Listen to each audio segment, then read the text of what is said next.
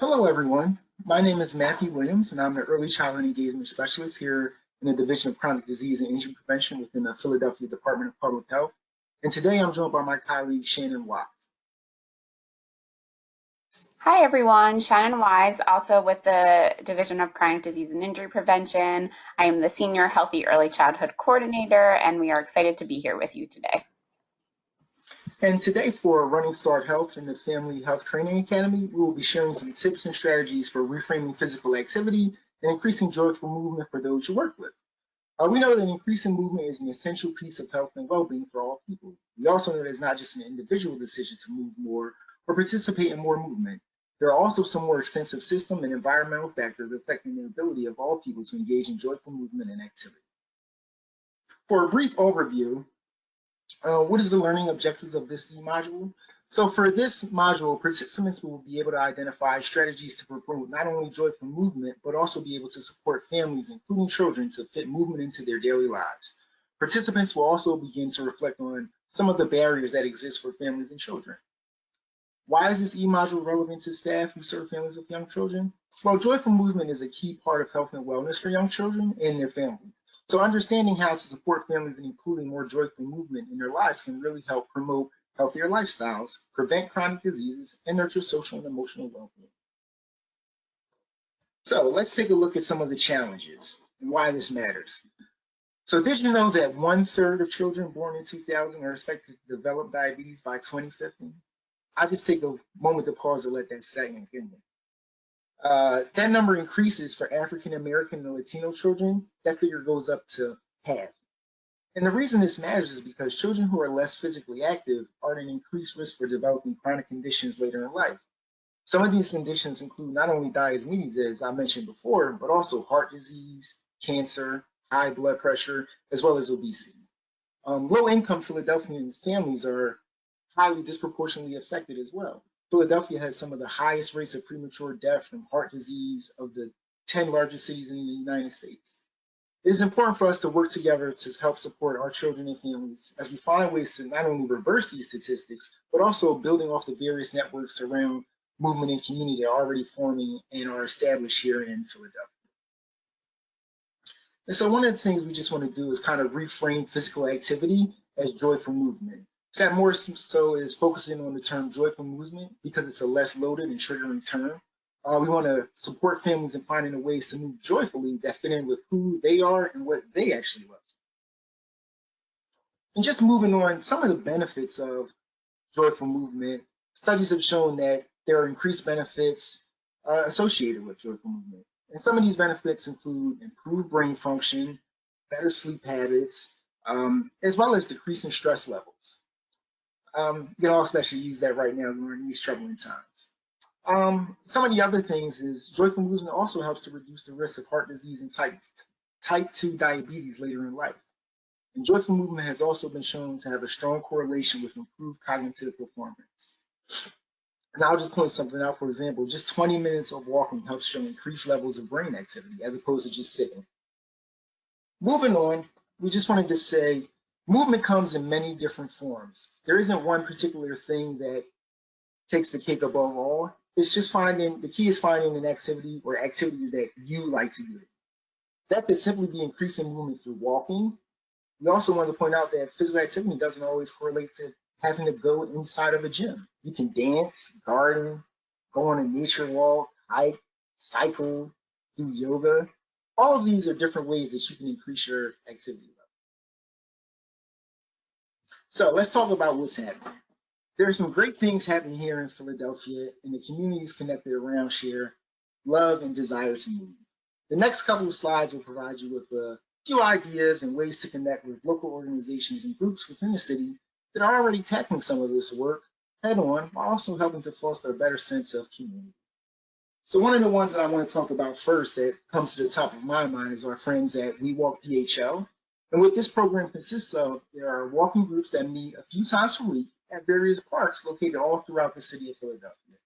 The walks normally last about an hour or so and are a great way to meet various members of your community, as well as fitting some movement time into your day.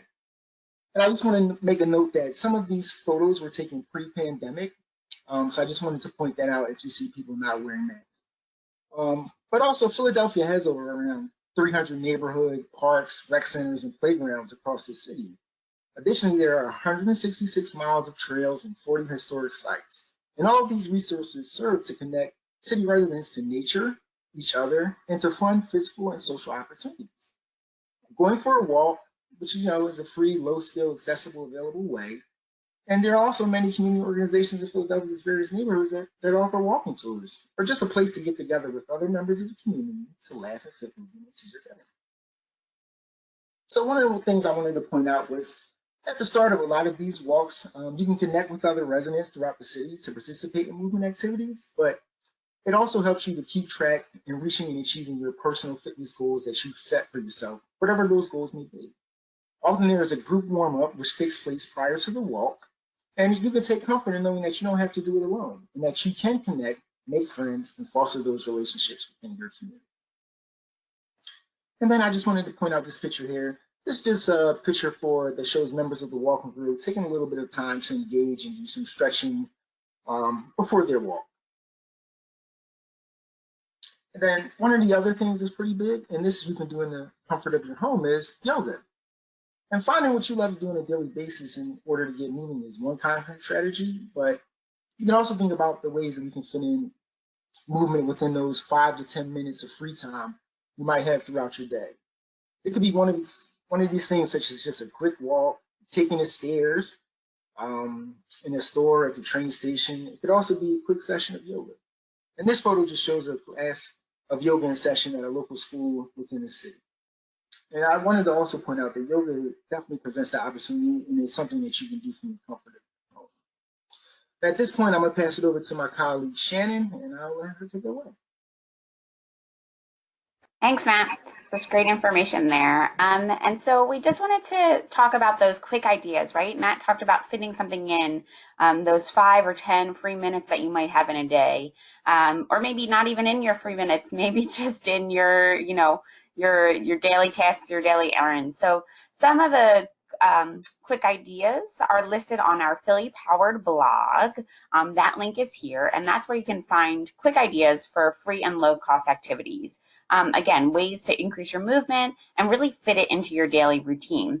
So be sure to visit phillypowered.org. Where you can find different ways to do this, and it's also categorized by interest. So, if you're interested in biking, if you're interested in gardening, there's ideas in something, a little bit of something for everyone. As we share all these ideas, we really want to take a step back and just recognize that a lot of the strategies that we talked about are focused on individual changes.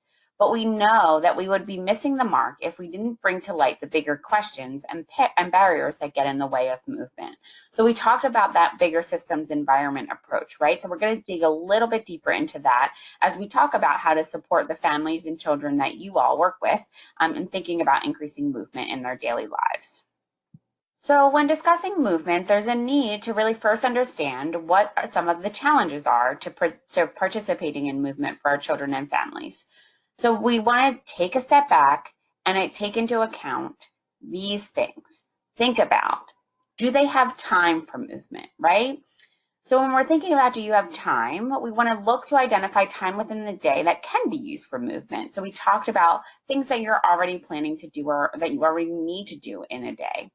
So select activities or help your children and families find activities that really fit into the time that they already have available or that they already are participating in. For example, a 10-minute walk to get to school or just taking the stairs instead of an elevator. Present these opportunities that have really no or low cost options, right? So we want to think about those things that aren't cost prohibitive to our families and children. Really think about safety. Think about access. Are they safe or do they feel safe using their local park or their rec sites? And really, Matt emphasized this on the previous slides, but one thing to also consider is that social element, right? It's a way to get together, whether it's inviting friends or family, of course, safely right now, to join one of the many established groups around the city or many planned movement activities throughout the city that are already happening. So many people have different interests, and it's really important to point out that there are a variety of options that really can fit all those wide range of interests. So these are sort of reflection questions as you work with the children and families, right? We certainly want to provide them with resources, but when we think about promoting movement with our communities, we need to truly think about working with the communities to understand what types of movement are important to them, what joyful movement really means to them, and listen to what gets in the way. Let's take a look, right? Let's think about these reflection questions. And maybe you aren't asking the children and families that you're working with, but you're really thinking about this as you work with them. And it helps you to really take a look at the issue on a broader level. Barriers around movement can't be placed solely on the individual, and we need to take a look at the way the environment and the system is set up in order to truly begin to heal society through individual and community well-being. So I'm just going to read through the questions. And again, these are really questions for you to consider as you're working with children and families. What affects the ability of children and families to be physically active? What makes physical activity opportunities more accessible to certain groups over others?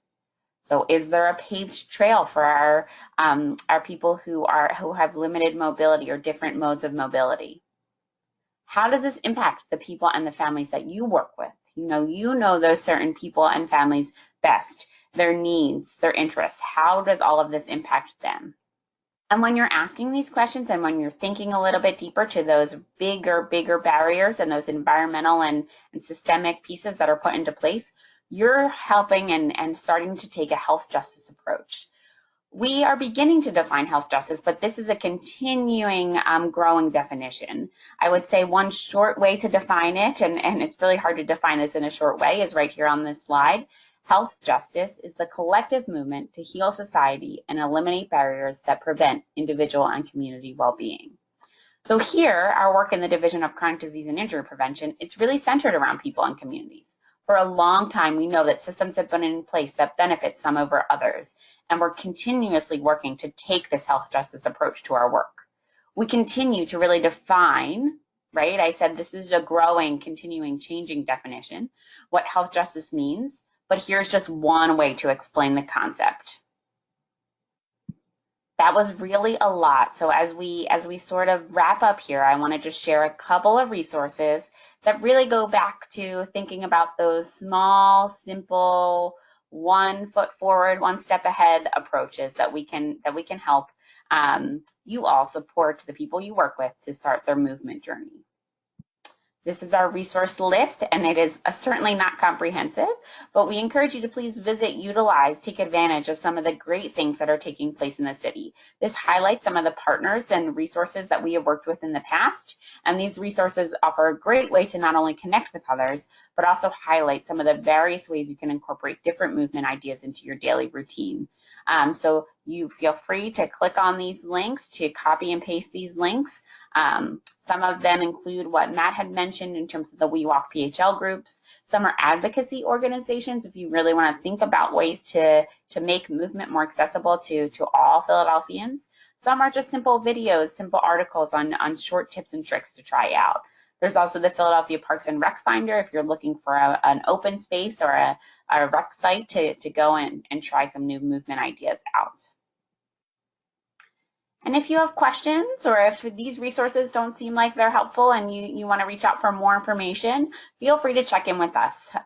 My information is here as well as Matt's, Shannon and Matt, and our email addresses are here as well. We're always open to email and to ongoing conversation. You can also connect with us on social media. Here's our Instagram, Facebook, and Twitter. And with that, we would like to say thank you to everyone. Here you can follow this link to complete a very short survey to help us improve this e-module and to receive a completion certificate. If you're on LMS and accessing this through the LMS system, you can just click this link here. For YouTube, you can click the link in the description box. We thank you so much, and we hope that you have enjoyed this presentation, and we hope to hear from you soon.